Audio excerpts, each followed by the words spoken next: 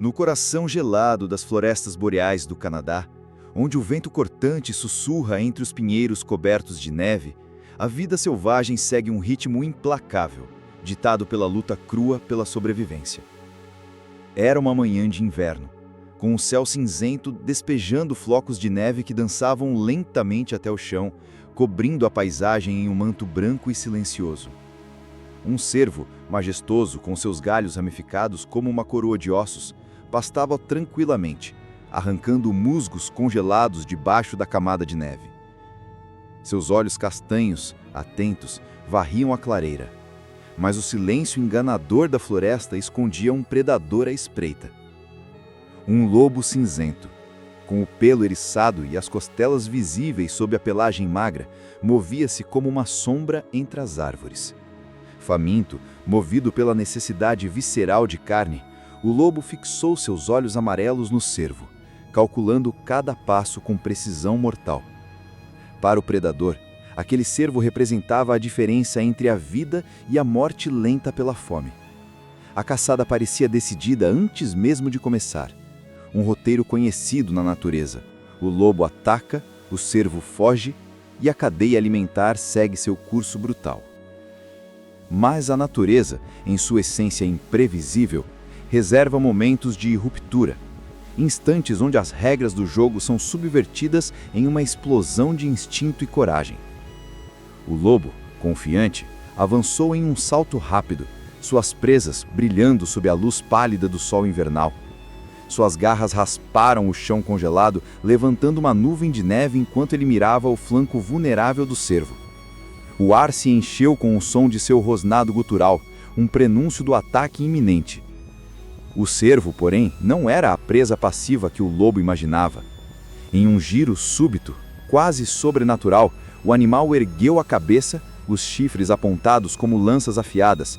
Seus olhos, antes serenos, agora ardiam com uma fúria primal, uma determinação que desafiava a lógica da caça. O lobo, quebo de surpresa, tentou desviar, mas era tarde demais. O cervo baixou a cabeça e investiu com a força de um touro enfurecido, cravando os chifres no flanco do predador. O impacto foi devastador. Um estalo ecoou pela floresta, o som de carne e osso se rompendo sob a pressão dos chifres. Sangue quente jorrou, tingindo a neve de vermelho escarlate enquanto o lobo uivava em agonia, seu corpo atirado contra o tronco de uma árvore próxima. A cena, que momentos antes prometia um desfecho previsível, transformou-se em um espetáculo de violência crua e inesperada. O cervo, com o peito arfando e vapor saindo de suas narinas no ar gelado, não recuou. Ele pisoteou o chão, levantando mais neve e avançou novamente, os chifres prontos para outro golpe. O lobo, agora ferido, tentou se erguer, mas suas patas traseiras tremiam, o sangue escorrendo em riachos escuros pelo seu pelo cinzento. O predador, que havia iniciado a caçada com a arrogância de um caçador supremo, agora enfrentava o terror de se tornar a presa. Por minutos que pareceram uma eternidade, o cervo manteve sua posição, os olhos fixos no lobo enquanto este rastejava para longe, deixando um rastro de sangue na neve. Cada movimento do predador era um esforço.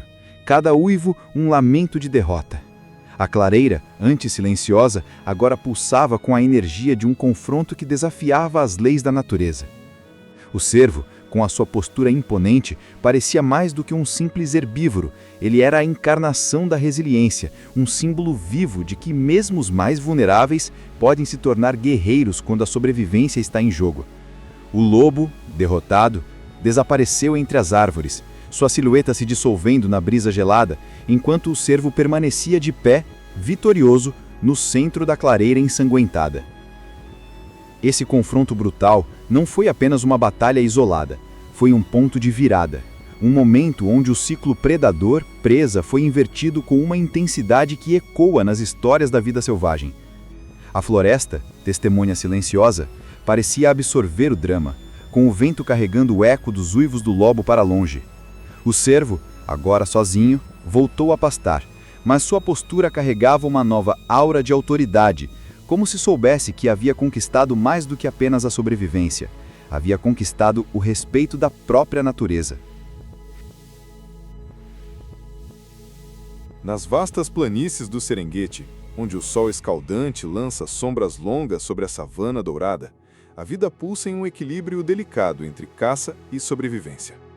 Era o auge da estação seca, o chão rachado exalando calor, enquanto o vento carregava o cheiro de poeira e capim seco. Um búfalo solitário, um colosso de músculos e chifres curvados como foices, movia-se pesadamente em direção a um ponto d'água, seus cascos levantando nuvens de terra vermelha. Seus olhos, pequenos e vigilantes, não perceberam a alcateia de leões que o observava de um trecho de capim alto. 4 leões, liderados por um macho imponente com uma juba negra como a noite, rastejavam em formação, suas garras prontas para rasgar carne. Para eles, o búfalo era uma presa ideal, grande o suficiente para alimentar a alcateia por dias, mas aparentemente vulnerável, isolado de seu rebanho. O rugido baixo do líder ecoou, um sinal para o ataque, e os leões avançaram, suas presas brilhando sobre a luz ardente do meio-dia. A cena prometia um desfecho clássico da savana. O predador reina, a presa cai, e a ordem natural segue seu curso implacável. Mas a natureza, em sua essência caótica, guarda momentos onde o roteiro da caça é rasgado em pedaços. O búfalo, ao perceber o movimento dos leões, parou abruptamente, seu corpo tenso como uma mola prestes a disparar. O líder da alcateia saltou primeiro, visando o pescoço exposto, mas o búfalo, com uma agilidade surpreendente para seu tamanho, girou o corpo, abaixando a cabeça em um arco mortal. Seus chifres, largos e afiados, colidiram com o leão em pleno ar, lançando-o a metros de distância com um baque que fez a terra tremer. O felino rolou na poeira, rugindo de dor, enquanto o sangue escorria de um corte profundo no seu ombro. Os outros leões, momentaneamente paralisados pela audácia da presa, hesitaram, mas o búfalo não lhes deu chance. Com um mugido grave que ecoou como um trovão, ele investiu contra o segundo leão, cravando os chifres no flanco e levantando-o do chão como se fosse um brinquedo. O impacto foi brutal, ossos estalando sob a força colossal do animal, que, momentos antes, parecia destinado ao abate. O ar se encheu com o caos de rugidos, mugidos e o som de cascos batendo contra a terra seca. O búfalo, agora uma força da natureza desencadeada, girava em círculos, seus chifres cortando o ar como lâminas. Os leões, acostumados a dominar, recuaram, suas caudas abaixadas em sinal de derrota. O líder, ainda zonzo, tentou um último ataque, mas o búfalo o enfrentou de frente, abaixando a cabeça e empurrando-o contra uma acácia espinhosa. Espinhos se cravaram na pele do leão e seu rugido de fúria se transformou em um gemido de agonia. A alcateia, agora desorganizada e ferida, fugiu pela savana, deixando rastros de sangue na terra quente. O búfalo, com o peito arfando e o corpo coberto de poeira e suor, permaneceu firme, seus olhos desafiadores varrendo o horizonte. A savana, testemunha de incontáveis caçadas, parecia pausar em reverência a esse momento de reviravolta, onde a presa se tornou o terror dos reis. Esse confronto, capturado em vídeos que acumulam milhares de visualizações, é o tipo de drama que fascina pela sua intensidade crua. Por quase meia hora, a batalha se desenrolou, cada segundo carregado de tensão e violência, perfeito para compilações de vídeos longos que prendem a audiência. O búfalo, com sua força bruta e resiliência inesperada, transformou uma emboscada em um espetáculo de poder, subvertendo o papel de vítima com uma ferocidade que ecoa nas hashtags animais selvagens. A cena no Serengeti não é apenas uma história de sobrevivência, mas um testemunho da capacidade da natureza de surpreender, onde o desprezado vira predador, num inferno de chifres e poeira. Esse tipo de narrativa, com palavras de impacto como brutal e mortal no título, atrai olhares curiosos, mantendo a audiência engajada e ansiosa por mais reviravoltas que desafiem as leis da savana. O sol inclemente de Masai Mara começava a ceder seu trono ao crepúsculo, banhando as planícies infinitas em tons de ouro e fogo. Era a hora mais perigosa. o limiar entre o dia e a noite, onde os segundos são contados em batidas de coração acelerado e os instintos mais primitivos despertam. Um rebanho de zebras, aqueles símbolos icônicos da savana com suas peles listradas como um código de guerra natural, aproximava-se de um ponto de água isolado. A sede era uma mestra cruel, superando o medo ancestral que sussurrava sobre os perigos escondidos na vegetação rala. Entre elas, uma fêmea adulta, musculosa e com um corte profundo na orelha, marca de uma sobrevivente, avançou com cautela. Seus sentidos, aguçados pela vida à beira da morte, varriam o horizonte. O cheiro da água doce mascarava outros aromas. O murmúrio do vento nas acácias abafava outros sons. Ela baixou a cabeça, seus lábios quase tocando a superfície espelhada que refletia o céu em chamas. Naquele instante de vulnerabilidade máxima, a armadilha foi acionada. Das sombras longas de um arbusto de espinhos, uma forma fluida e poderosa se impulsionou. Era um leopardo, macho, no auge de sua forma. Um espectro de músculos contraídos e pelo manchado que se confundia perfeitamente com o jogo de luz e sombra do entardecer.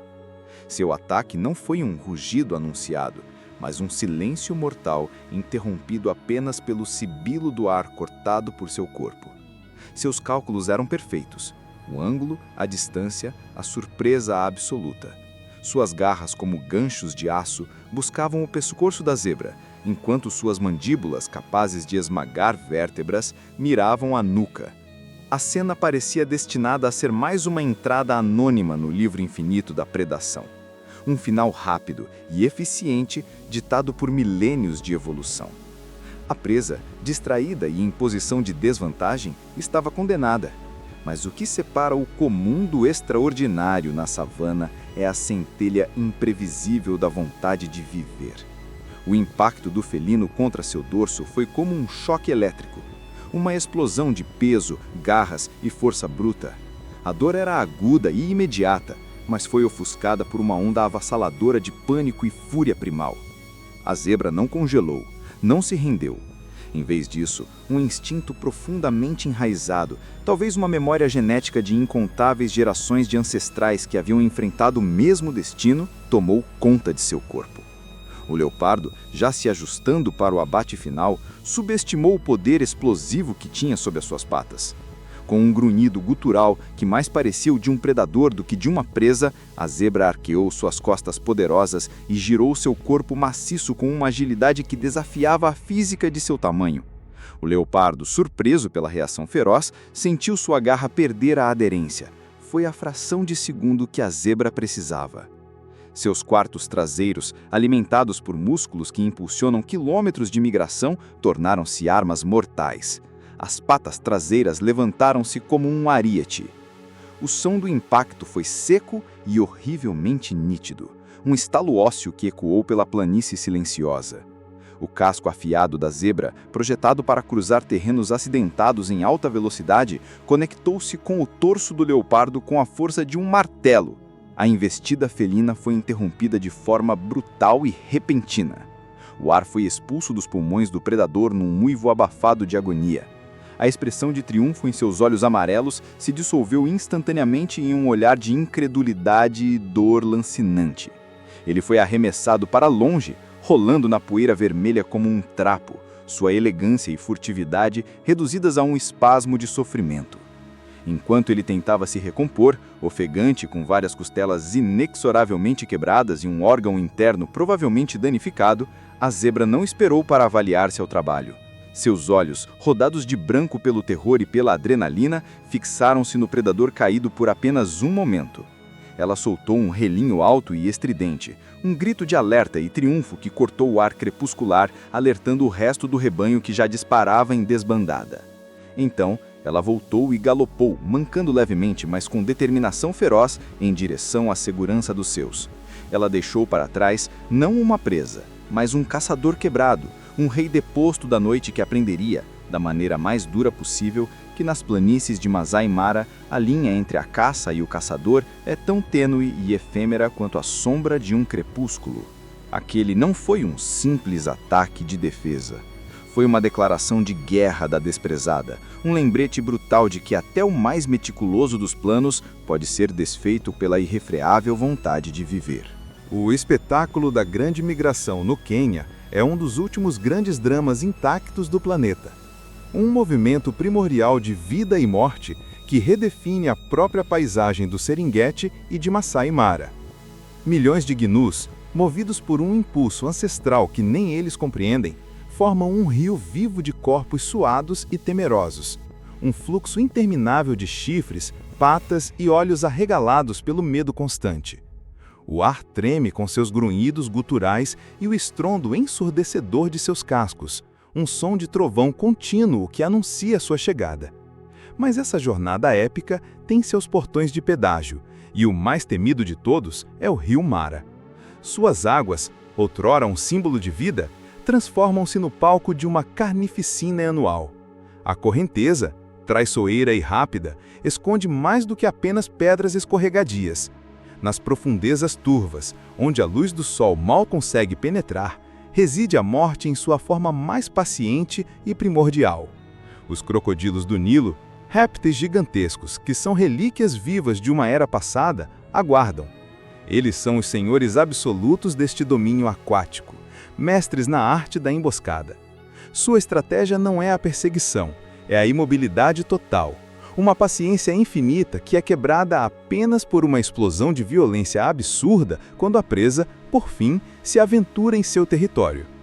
O rebanho se aglomerou na margem sul, um mar de animais hesitantes, o cheiro do perigo aquático saturando suas narinas.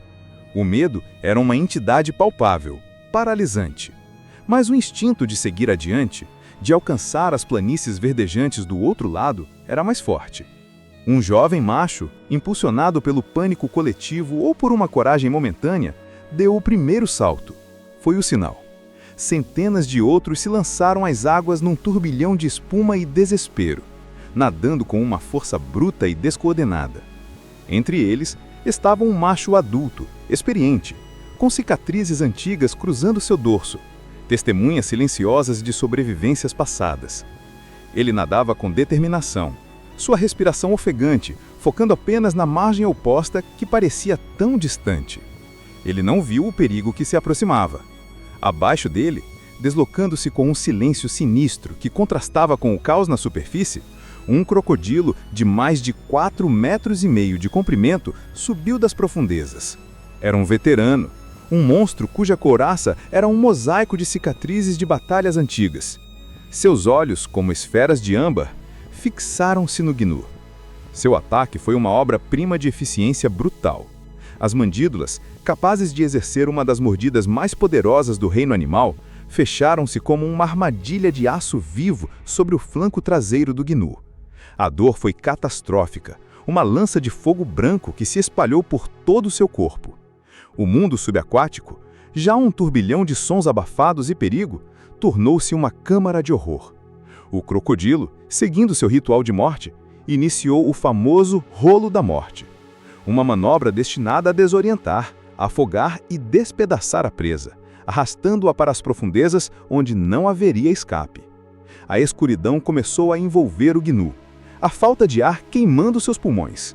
A vitória do predador parecia absoluta, inevitável. Mas foi precisamente neste momento de desespero máximo, no limiar da inconsciência e da rendição, que o instinto de sobrevivência do gnu alcançou um clímax frenético. Ele não era um antílope gracioso, era um animal robusto, pesando centenas de quilos, construído para percorrer longas distâncias e para a luta. Sua força não estava na elegância, mas na massa pura e na tenacidade brutal. Em vez de se debater aleatoriamente, um plano primal e desesperado tomou conta dos seus movimentos. Ele parou de se debater contra o rolo e usou o próprio impulso do crocodilo a seu favor. Com as patas dianteiras buscando tração no fundo do rio lodoso, ele plantou seus cascos e, com uma força hercúlea nascida do puro terror, empurrou para cima. O crocodilo, surpreso pela resistência súbita e inesperada, sentiu sua presa, em vez de ser puxado para baixo, estar forçando-o para cima, para a superfície. O gnu, agora com a cabeça fora d'água, engoliu o ar em um ganido rouco e agonizante. Seu objetivo não era mais fugir, era lutar no terreno do oponente. O crocodilo, ainda pendendo em seu flanco, suas mandíbulas travadas na carne, o gnu começou a pisoteá-lo. Seus cascos dianteiros e traseiros, projetados para correr em terrenos rochosos, tornaram-se martelos. Ele chutou, esmurrou e esmagou o corpo alongado do réptil com golpes devastadores, repetidas vezes, concentrando toda a sua fúria e dor no ventre mole do crocodilo. A água, já tingida de vermelho com seu próprio sangue, agora se encheu de um novo sangue. O crocodilo, acostumado a presas que sucumbiam rapidamente ao pânico e ao choque, não estava preparado para uma contraofensiva tão violenta e determinada. A dor dos cascos afiados esmagando suas costelas e órgãos internos foi uma sensação alienígena, uma inversão de papéis tão profunda que quebrou sua concentração fatal. Suas mandíbulas, por um instante crucial, afrouxaram a pressão. Foi a abertura que o gnu precisava. Com um último e titânico esforço, ele arremessou o corpo para o lado, rasgando a carne presa nos dentes do crocodilo e libertando-se. O réptil, agora ferido e confuso, recuou para as profundezas mais escuras, sua investida bem-sucedida transformada em uma retirada dolorosa e humilhante. O gnu, sangrando profusamente e mancando horrivelmente, não esperou. Nadou com a última reserva de sua força, cada braçada uma agonia, até alcançar a margem norte e desaparecer na poeira levantada pelo rebanho, uma mancha de coragem brutal contra o pano de fundo de um rio que por um dia não reivindicou sua vida. A batalha fora ganha não por velocidade ou astúcia, mas por pura, crua e indomável força de vontade. Um testemunho eterno de que até nos domínios mais mortais, a presa pode ditar as regras do confronto. O sol da madrugada ainda não havia aquecido a terra ressecada da savana do Serengeti, deixando uma névoa fria pairando sobre a vegetação rala. Era uma paisagem de tons pastel e silêncio, um interlúdio frágil entre os perigos da noite e os desafios do dia que se iniciava. Num maciço rochoso que se erguia como uma fortaleza ancestral, uma tropa de babuínos dormitava. Os adultos, cansados, mantinham-se nas bordas do grupo, seus corpos robustos e peludos formando uma barreira viva contra intempéries e predadores. No centro, abrigados pelo calor dos corpos maiores, os filhotes dormiam profundamente, sua vulnerabilidade absoluta sendo a principal razão de ser da complexa estrutura social do grupo. O silêncio era quebrado apenas pelo vento sibilante e pelo ocasional resmungo de sonho de um primata. Foi neste cenário de aparente paz que a sombra da caçada se materializou. Rastejando com uma furtividade que desmentia seu tamanho e reputação de carniceira, uma hiena malhada fêmea, uma matriarca experiente com o focinho marcado por cicatrizes de confrontos passados, aproveitou a cobertura do terreno e a direção do vento para se aproximar. Seus olhos, adaptados à penumbra, identificaram instantaneamente o prêmio. Um filhote, que em um descuido momentâneo se afastara alguns centímetros demais da proteção de sua mãe exausta. Para a hiena, aquela não era uma criatura, era uma oportunidade. Um impulso proteico, uma refeição fácil que justificava o risco de se aproximar de um grupo de primatas que, embora não fossem sua presa tradicional, podiam ser perigosos. Seu ataque não foi um rush barulhento, mas um deslizar rápido e silencioso de um assassino profissional. Ela emergiu da névoa como um fantasma, suas mandíbulas poderosas, capazes de triturar ossos de girafa, já abertas e mirando o pescoço pequeno do filhote. O sucesso parecia inevitável. O primeiro sinal de que o plano desmoronaria foi um guincho agudo e aterrorizado do filhote. Um som que cortou o ar da madrugada como uma faca. Foi o estopim. O que se seguiu não foi uma fuga caótica, mas uma transformação instantânea e aterrorizante da tropa. A mãe do filhote, acordado pelo grito, explodiu em um rugido de fúria maternal que nada devia ao de um grande felino. Seus caninos longos e afiados, normalmente usados em exibições de dominância, foram postos à mostra em uma ameaça mortal. Mas ela não estava sozinha. Num reflexo coordenado que falava de uma inteligência social profundamente enraizada, os machos adultos mais próximos, os guardiões da tropa reagiram com uma velocidade brutal. Eles não fugiram, eles contra-atacaram. A hiena, que já sentia o sabor da vitória, de repente se viu não como a caçadora, mas como o epicentro de um turbilhão de dentes, garras e gritos ensurdecedores. O macho alfa, um colosso de músculos e pelo prateado, liderou a investida. Ele não tentou morder uma perna ou flanco. Ele saltou com uma agilidade surpreendente para seu tamanho, mirando no ponto mais vulnerável do predador, o focinho. Seus presas afiadas cravaram-se no lábio pequeno do filhote. A hiena uivou de uma dor excruciante e surpresa. Outros machos, assim como fêmeas enfurecidas, juntaram-se ao cerco. Eles saltavam sobre suas costas, arrancando tufos de pelo e pele com suas mãos fortes. Mordiam suas orelhas, suas patas, qualquer parte do corpo que pudesse ser alcançada. A cena que deveria ser de predação havia se transformado em um linchamento coletivo. A hiena, outrora confiante, estava agora completamente desorientada e aterrorizada. Seu uivo característico, geralmente um som de triunfo ou comunicação, tornou-se um ganido de pânico puro. A força do grupo era avassaladora. Cada babuíno individualmente poderia ser uma presa, mas unidos por um propósito comum, tornaram-se um organismo único e furioso, um pesadelo de dentes e força concentrada. A matriarca das hienas, acostumada a intimidar e roubar, nunca havia enfrentado uma resistência tão organizada e feroz. Sangue escorria de ferimentos múltiplos em seu rosto e dorso. A dor era intensa, e o instinto de sobrevivência, tão assado nela quanto em qualquer outra criatura da savana, gritou mais alto que a fome. A caça havia terminado. Agora era uma questão de fuga. Com um esforço desesperado, ela sacudiu seu corpo, arremessando um dos babuínos para o lado e abriu caminho à força através do cerco, não mais uma predadora soberana, mas uma figura humilhada e acuada. Ela fugiu mancando, seu uivo de terror ecoando pela planície ao nascer do sol, uma serenata de derrota absoluta. Os babuínos não a perseguiram. Eles haviam defendido seu território e sua prole. Reuniram-se ao redor da mãe e do filhote, que estava são e salvo, emitindo vocalizações de reconforto e triunfo. O macho alfa, ainda ofegante de adrenalina, com o sangue da hiena manchando seu focinho, subiu no ponto mais alto da rocha e vigiou a retirada do inimigo. A lição foi brutalmente clara para qualquer predador que testemunhasse ou sentisse o cheiro do sangue no ar.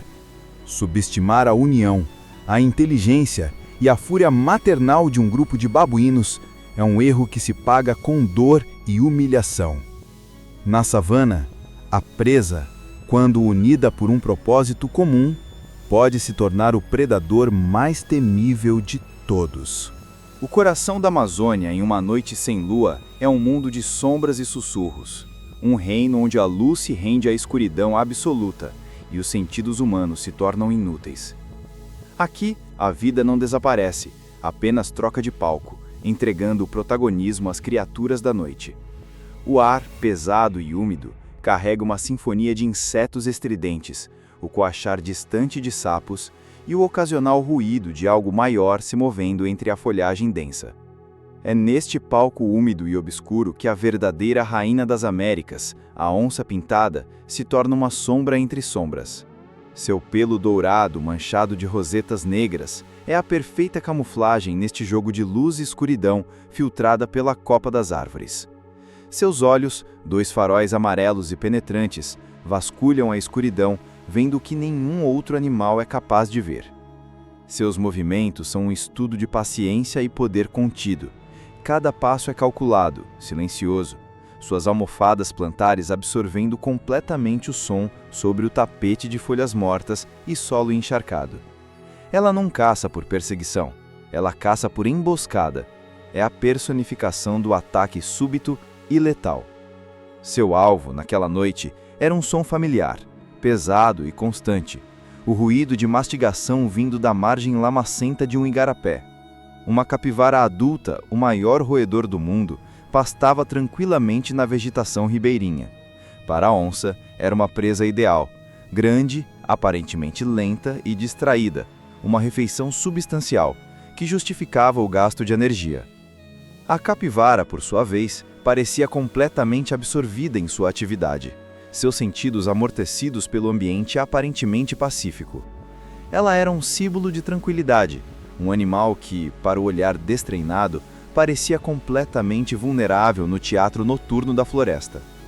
A onça, um vulto absolutamente silencioso, começou sua aproximação final. Ela se agachou, seus músculos poderosos tensionando-se como molas de aço, cada fibra do seu corpo concentrada no momento do salto. A distância era perfeita, o elemento surpresa absoluto.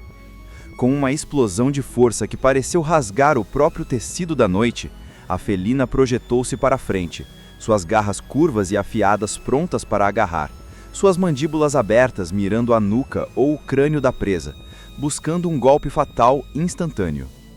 O que aconteceu a seguir foi uma quebra catastrófica de expectativas. A capivara, longe de ser a presa lenta e desatenta, possuía um instinto de sobrevivência aguçado pela constante pressão de predadores. Apesar de não ter ouvido ou visto a onça, um sexto sentido, ou talvez uma mínima vibração no ar ou no solo, a alertou no microsegundo final. Em vez de congelar, ela reagiu com uma velocidade e ferocidade que desafiavam completamente sua aparência pacata. No exato momento em que a onça atingia seu dorso, suas garras cravando-se profundamente no lombo, a capivara não tentou fugir para a frente. Ela fez o mais inesperado. Ela rolou para o lado, de forma brusca e pesada, usando todo o seu considerável peso, que pode facilmente ultrapassar os 50 quilos, como uma arma. Este movimento repentino desequilibrou a onça, que esperava encontrar um alvo estático. A investida perfeita foi frustrada. O golpe fatal não encontrou seu marco. E então, a capivara contra-atacou. Seus dentes incisivos, largos e fortíssimos, que crescem continuamente e são capazes de roer troncos de árvores, não são meras ferramentas para comer vegetação. Naquele momento, tornaram-se armas de defesa letais. Com um movimento rápido de cabeça, ela mordeu. Não foi uma mordida de medo, mas de pura e calculada defesa. Seus dentes encontraram não um ponto vital, mas a pata dianteira da onça que a imobilizava. A dor que seguiu foi excruciante para a grande felina. Um rugido de surpresa e agonia, mais um grito de frustração do que de triunfo, ecoou pela floresta, silenciando por um instante a sinfonia noturna. A mordida de uma capivara é capaz de causar sérios danos, esmagando ossos e cortando tendões. A onça, que poucos antes era a caçadora supremamente confiante, de repente se viu ferida e vulnerável. A dor lacinante em sua pata foi um alerta brutal. Esta não era uma presa, mas sim um adversário. O elemento surpresa, sua maior arma, havia se voltado contra ela. A capivara, agora em pé e ofegante, mas incrivelmente determinada, encarou a predadora, sangue escorrendo de suas costelas onde as garras haviam atingido, mas seus olhos transmitiam uma mensagem clara de resistência feroz. Ela não fugiu imediatamente. Ela enfrentou a sombra, chiando e rangendo os dentes. Um aviso claro de que qualquer novo ataque seria respondido com a mesma violência. A onça, mancando e lambendo sua pata ferida, hesitou. O cálculo em sua mente havia mudado completamente. A presa fácil havia se transformado em um risco potencialmente incapacitante. O custo de continuar a luta, com uma pata lesionada na imensidão hostil da Amazônia, era alto demais. Com um último rosnado de raiva e ressentimento, a rainha das sombras recuou, desaparecendo de volta na escuridão da qual emergiu, derrotada não por um predador maior, mas pela resiliência inesperada daquela que deveria ser sua vítima.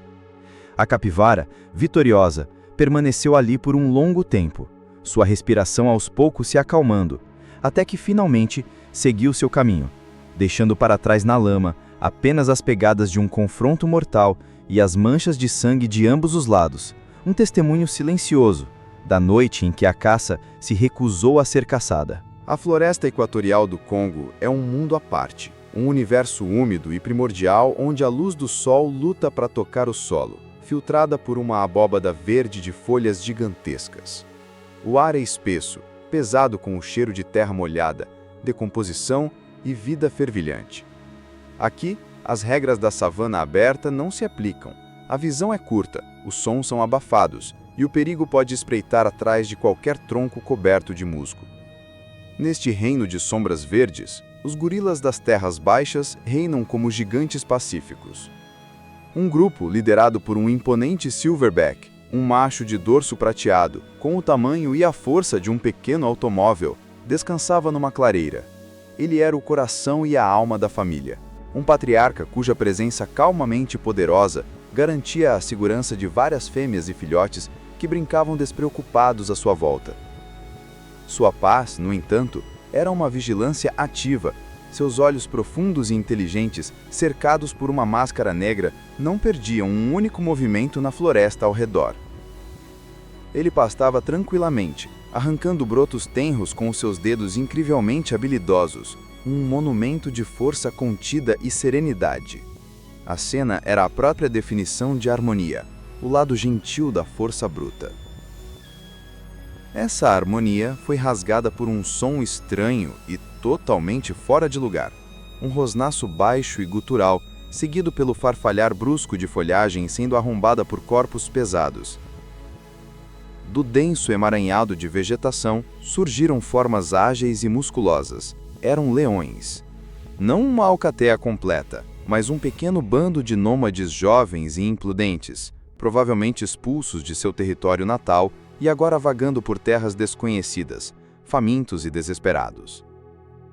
Seus instintos, moldados nas planícies abertas, os haviam subestimado completamente o ambiente e o oponente. Eles viram o grupo de gorilas não como uma unidade defensiva coesa, mas como uma coleção de presas grandes, possivelmente lentas, um banquete potencial em um território onde a caça habitual era escassa. Seus cérebros, programados para ver herbívoros como comida, não computaram a inteligência, a estrutura social e o poder puro que estava diante deles. Com uma comunicação silenciosa de olhares e posturas, os felinos se espalharam, tentando flanquear o grupo. Seu alvo parecia ser um filhote desgarrado, um objetivo clássico para predadores oportunistas. O primeiro leão investiu, um flash de pelo dourado na penumbra verde, um rugido ecoando para aterrorizar e paralisar. A reação do silverback não foi de pânico, mas de uma transformação instantânea e aterradora. A serenidade evaporou-se, substituída por uma fúria primordial que alterou fisicamente sua postura. Ele não fugiu. Ele ergueu-se sobre suas pernas traseiras, um gesto que fez seu auré de colossal tamanho parecer verdadeiramente monumental, bloqueando a luz fraca da clareira. Seu peito, enorme e poderoso, inchou, e então ele soltou um rugido. Não era um rugido limpo de um felino, mas um grito gutural, profundo e explosivo, que parecia vir das entranhas da terra mesma. Um som que era parte urro, parte grunhido, e puramente ameaçador, capaz de congelar o sangue até de um leão. Foi o sinal de guerra. As fêmeas, respondendo a um protocolo ancestral, agruparam os filhotes e recuaram para trás do patriarca, formando um núcleo defensivo. O silverback, agora não um herbívoro, mas um guerreiro defendendo seu clã, avançou. Ele não corria, ele carregava, como um tanque vivo, seus punhos enormes cerrados, balançando os braços longos com uma força que parecia capaz de derrubar árvores. O leão que liderava o ataque, surpreso pela completa falta de medo e pela investida agressiva, tentou ajustar seu salto, mas era tarde. O confronto foi brutal e decisivo. O silverback não usou garras ou dentes afiados. Sua arma era a força pura, aplicada com a precisão de um martelo de demolição. Quando o leão saltou, o gorila simplesmente o arremessou para o lado com um movimento de braço tão poderoso que pareceu despreocupado. O felino, pesando bem mais de 150 quilos, foi jogado contra um tronco de árvore com um baque surdo e o som de um osso trincando. O segundo leão, vendo a sorte de seu companheiro, hesitou por uma fração de segundo fatal. Foi o suficiente. O silverback fechou a distância em poucos passos largos e desferiu um soco direto no flanco do animal. O impacto foi ensurdecedor, um som oco e horrível, de força transferida. O leão gritou de agonia, dobrando-se sob o golpe, suas costelas provavelmente quebradas pela potência devastadora. A investida dos reis da savana havia se transformado, em segundos, numa debandada humilhante. Os leões restantes, Agora aterrorizados e feridos, recuaram para a vegetação, desaparecendo tão rápido quanto tinham vindo, uivando de dor e medo. O Silverback, ainda ofegante de raiva, bateu no peito com as mãos em concha, produzindo um som de tambor que ecoou pela floresta, um aviso solene para todos os que o ouvissem. Então ele se voltou para seu grupo, verificando cada membro com um toque suave, um gesto de cuidado que contrastava violentamente com a explosão de violência momentos antes. A floresta voltou aos seus sussurros, mas a mensagem ficou gravada no ar. Neste reino, mesmo os reis de outros domínios são meros intrusos, e o verdadeiro poder reside no coração de um gigante pacífico, que, quando provocado, torna-se a força mais aterrorizante da selva.